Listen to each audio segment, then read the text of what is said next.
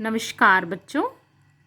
आज हम आपके पाठ्यक्रम में संकलित रस पर विचार विमर्श करेंगे और समझेंगे कि रस क्या है, रस की क्या महत्ता है हिंदी साहित्य में, आपके हिंदी साहित्य में।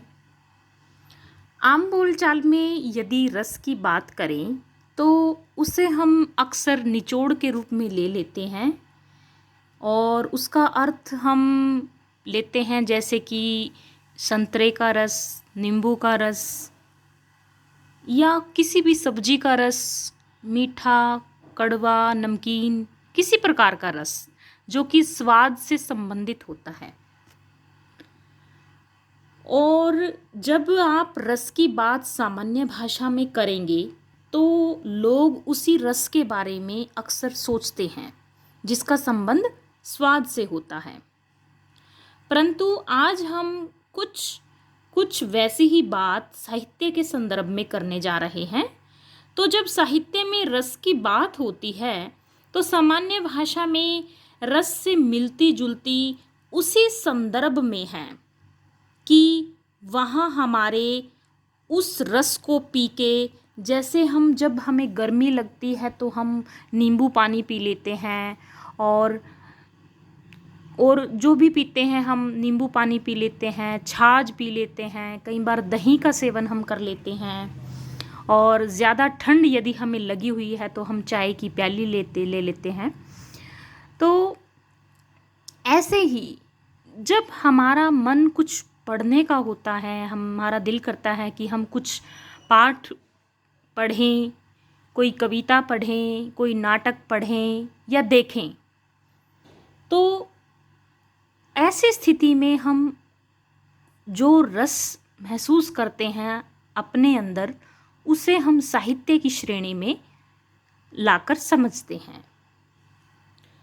तो साहित्य को जब हम पीते हैं, जब उसका रसास्वादन करते हैं, तो वहाँ पर जिस रस की अनुभूति होती है, या यूँ कहें कि जब हम किसी कविता को पढ़कर या किसी पाठ को, नाटक को पढ़कर, देखकर, सुनकर जब हमारी आत्मा को तृप्ति होती है, मानसिक शांति का अनुभव जब हम करते हैं, तो उस आत्मिक आनंद की जो अनुभूति हम महसूस करते हैं वो रस कहलाता है। साहित्य में रस की परिभाषा पर बात करें तो जैसा कि आप देख सकते हैं स्क्रीन पर, रस की परिभाषा को हम कुछ इस प्रकार से लिखेंगे। इसे आप अपनी फेयर नोटबुक पर भी लिखिए। रस किसी काव्य या साहित्य को पढ़ने या सुनने या देखने से श्रोता या दर्शक को जिस आनंद की अनुभूति होती है उसे हम रस कहते हैं। रस की सबसे पहले अवधारणा बहुत पुराने समय में आचार्य भरत मुनि के द्वारा दी गई थी। आचार्य भरत मुनि ने कहा था, विभावा अनुभाव व्याभिचारी संयोगाद रस निष्पत्ति, अर्थात जब स्थायी भाव का संयोग विभाव, अनुभाव तथा व्याभिचारी भावों से होता है उसे हम रस कहते हैं या उससे रस की निष्पत्ति होती है। अब आप सोचेंगे कि ये विभाव, अनुभाव और व्याभिचारी भाव क्या होते हैं। इसका हम विस्तृत वर्णन पूरे पाठ के दौरान करेंगे।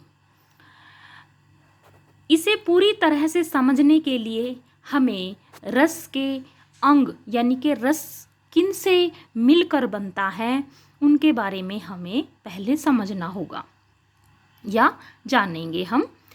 रस मुख्यतः 4 तत्वों से मिलकर बनता है, यानी कि रस के मुख्य रूप से 4 अंग होते हैं जो कि हर व्यक्ति में, हर प्राणी में, जो कि इस धरती पर मनुष्य रूप में जिसने जन्म लिया हुआ है, हर व्यक्ति के अंदर मौजूद रहते हैं।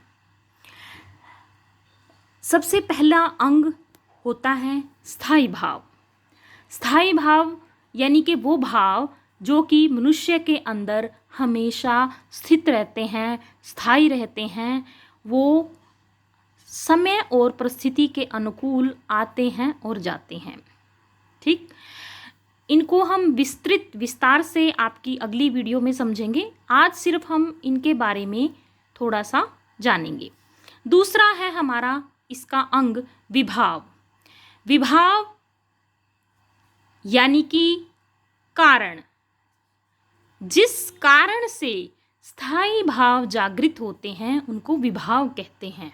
इनकी भी विस्तृत व्याख्या हम पूरे जब इसकी अगली वीडियो में जब बनाऊंगी उसमें हम जानेंगे। विभाव दो प्रकार के होते हैं, आलंबन और उद्दीपन। तीसरा अंग रस का संचारी या व्याभिचारी भाव होते हैं, जिनकी संख्या 33 होती है। तत्पश्चात अनुभाव, जो कि रस का चौथा अंग है। अनुभाव में भी 4 मुख्य तत्व होते हैं, जिसमें कायिक, आहार्य, सात्विक और मानसिक। इनके द्वारा मिलने से ही अनुभाव उत्पन्न होते हैं और इन चारों अंगों से मिलकर रस हमारे उत्पन्न होते हैं। रस हमारे जो हैं, जितने हमारे स्थायी भाव होते हैं उन्हीं से ही उत्पन्न होते हैं। मुख्य रूप से हमारे रस 9 होते हैं, परंतु विद्वानों ने आज के युग में कुल 11 रसों का जिक्र किया है, परंतु जो स्थायी भाव हैं वे केवल 9 हैं, जो कि इस प्रकार हैं। स्थायी भाव हमारे मन में मौजूद होते हैं और उन्हीं से उत्पन्न रस होते हैं। जो सबसे पहला रस जो होता है वो होता है श्रृंगार रस। श्रृंगार रस का स्थायी भाव हमारे अंदर रति यानी कि प्रेम का भाव, वो किसी भी के प्रति हो सकता है। एक बच्चे का माँ के प्रति, माँ का अपने बच्चे के प्रति, एक पति का अपनी पत्नी के प्रति, प्रेम का कोई भी स्वरूप जिसमें प्रेम का भाव जुड़ा होता है वो रति के भाव को जागृत करता है। दूसरा रस है हमारा हास्य। हास्य रस हास को उत्पन्न करता है, यानी कि जब हमारे सामने कुछ ऐसी परिस्थिति उत्पन्न होती है कि हमारे मन में हंसी छूट जाती है, तो या किसी भी ऐसी विचित्र वस्तु को देखकर जब हम हंसने लगते हैं तो वो हास जो हमारा स्थायी भाव है, जिससे कि हमारा हास्य रस उत्पन्न होता है। तीसरा हमारा करुण रस। करुण रस का स्थायी भाव शोक यानी कि दुख। जब हमारा कोई प्रिय मित्र या कोई सगा संबंधी हमसे दूर हो जाता है या किसी की मृत्यु हो जाती है जिससे हम प्रेम करते हैं, उसकी मृत्यु के उपरांत जो मन में दुख उत्पन्न होता है उससे शोक का स्थायी भाव जागृत होता है। अगला है हमारा रौद्र रस। रौद्र रस यानी कि जब हम कोई ऐसी विचित्र घटना को देखते हैं जिसके वजह से हमारे मन में क्रोध जागृत होता है, कोई ऐसी चीज़ जिसको हम स्वीकार करने में असमर्थ होते हैं, तब हमारे मन में क्रोध की स्थिति उत्पन्न होती है, तो स्थायी भाव जागृत होता है क्रोध का। वीर। वीर रस यानी कि जब हमारे मन में किसी काम को करने के लिए जोश उत्पन्न होता है, उत्साह उत्पन्न होता है, और जैसे जब हमारे एग्ज़ाम आते हैं तब हम पढ़ने में जुट जाते हैं। एक अजीब सी लगन हमारे मन में होती है कि हमें पढ़ना है। क्यों? क्योंकि हमारी परीक्षाएं नज़दीक होती हैं जिसके लिए हमें तैयारी करनी होती है, और उसी तैयारी करने के लिए हमारे मन में जो जोश उत्पन्न होता है उसकी वजह से हम कहीं ना कहीं परीक्षा के लिए उत्साह से तैयारी करते हैं। या ज़रूरी नहीं है कि वीर रस सिर्फ लड़ाई के या युद्ध के लिए ही वीरता का भाव होता है। बहुत सारी परिस्थितियाँ होती हैं जहाँ पर वीरता दिखाई देती है। भाव हमारा उत्साह रहेगा। जहाँ पर किसी भी काम को करने के लिए जब हम उत्साह जोश को दिखाते हैं तो वहाँ पर वीर रस की उत्पत्ति होती है। भयानक रस यानी कि जब हम किसी चीज़ को देख के डर जाते हैं, रात्रि का अंधेरा या घर में चोर का घुस आना या कोई ऐसी चीज़ जिसको देखकर हम जब डर जाते हैं तो हमारे मन में भय का भाव जागृत होता है। विभत्स रस।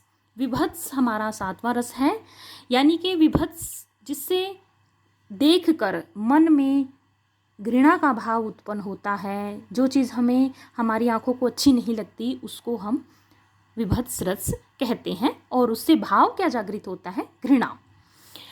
अद्भुत।